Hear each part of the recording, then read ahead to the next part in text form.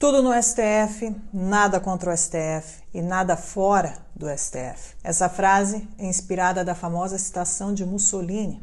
Basta você reconstituir a frase substituindo a palavra STF por Estado. No Brasil, desde o início da pandemia, o protagonismo do STF se tornou maior do que jogo de futebol e até mesmo do que o próprio BBB. Não existe paralelo no mundo onde uma Corte Suprema parece tão badalada e com tanta vaidade. Ninguém sabe o nome dos 11 jogadores da seleção brasileira, mas todos conhecem os da seleção do STF. Nos Estados Unidos, a Constituição determina que o Poder Judicial seja investido em uma Suprema Corte e em tribunais inferiores que o Congresso possa ordenar e estabelecer de tempos em tempos. O protagonismo do nosso STF através das lives com blogueiros ou das compras faraônicas aí de vinho, champanhe, lagosta, não é digno de uma corte superior que deveria reinar pela lisura, pelo exemplo e a discrição. Mas além do protagonismo, o nosso STF se apropriou o direito de governar o Brasil, mandando e desmandando sobre absolutamente qualquer assunto. Claro que o poder embriaga, mas o papel do STF não pode ser de opinar sobre todo e qualquer assunto, fazendo do Brasil uma critarquia.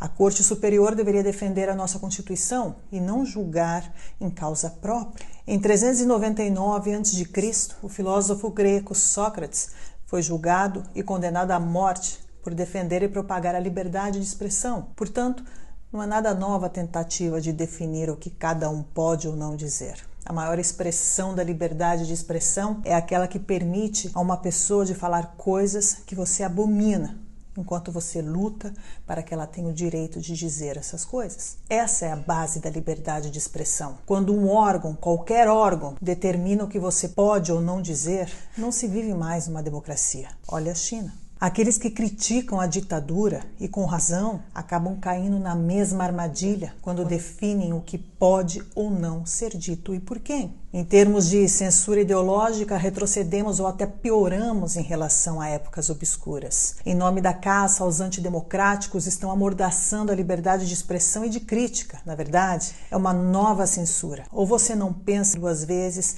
antes de escrever ou dizer algo nas redes sociais. Se você se reconhece nesse medo de se expressar, você já vive numa ditadura e não sabe. John Stuart Mill escreveu em 1859 no seu famoso livro On Liberty que a necessidade para o bem-estar intelectual da humanidade, do qual depende o seu bem-estar em geral, reside na liberdade de pensamento e de expressão. Quando o STF autodetermina o que um parlamentar pode ou não dizer, por mais que o parlamentar tenha se excedido e autoriza outro parlamentar, pego com dinheiro na cueca, a reintegrar o Senado, ou ainda permite que parlamentares com vasta comprovação de corrupção continuem no plenário, ou ainda deixa em liberdade parlamentares que atacaram frontalmente o STF, pedindo inclusive sua abolição. O Supremo continuar causando essa insegurança jurídica, jogando contra a nação, jogando contra a Lava Jato, jogando contra o povo brasileiro. Quem vai defender o artigo 142 sou eu. Manda prender com surreal poder de polícia um único parlamentar por não ter gostado do seu conteúdo do seu vídeo. É algo perturbador, assustador e uma ameaça à democracia. Se o Lula não pôde ser preso em segunda instância após ter sido julgado, como você pode prender um parlamentar por opinião, sem julgamento e sem denúncia? O discurso do ódio é feio e cruel e mal informado. Frequentemente promove estereótipos e leva à exclusão de grupos de pessoas.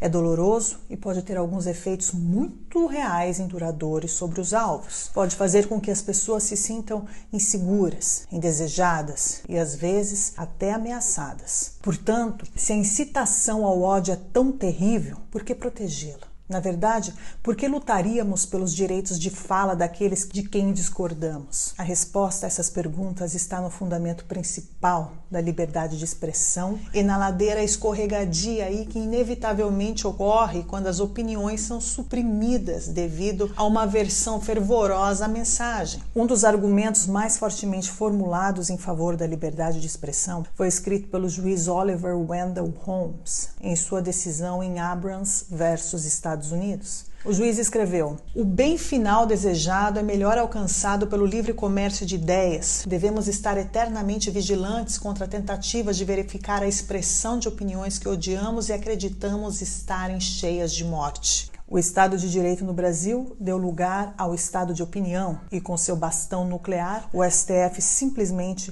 denuncia, julga e prende aqueles que expressam opiniões contrárias a ele. Ele não pretende jornalistas que defendem por escrito a morte do presidente ou parlamentares que declaram que o presidente é um genocida, um assassino, ou um fascista, ou um ditador, ou aqueles que pedem sua morte ou não sei mais o que. Contra o presidente, que é o poder executivo, é permitida a liberdade de expressão, mas contra o STF, lei. Esse poder absolutista precisa ser analisado com muita cautela. Eu não posso escrever esse texto e ter medo do que o STF vai pensar dele. Já vivemos isso num passado não tão distante e não me parece que voltar para isso seja um caminho saudável. Esse mesmo STF que diz combater atos antidemocráticos ataca a democracia quando ele prende aqueles que ele deveria defender ao lhes dar o direito de atacar a democracia de forma verbal, escrita e pacífica, como fez o deputado preso. Posso não concordar com nenhuma das palavras que o deputado disse, mas eu defenderei até a morte o seu direito de dizê-las. E essa seria a única postura aceitável do nosso STF. Qualquer coisa que seja tudo no STF, nada contra o STF e nada fora do STF, nos remete a uma época que queremos todos esquecer.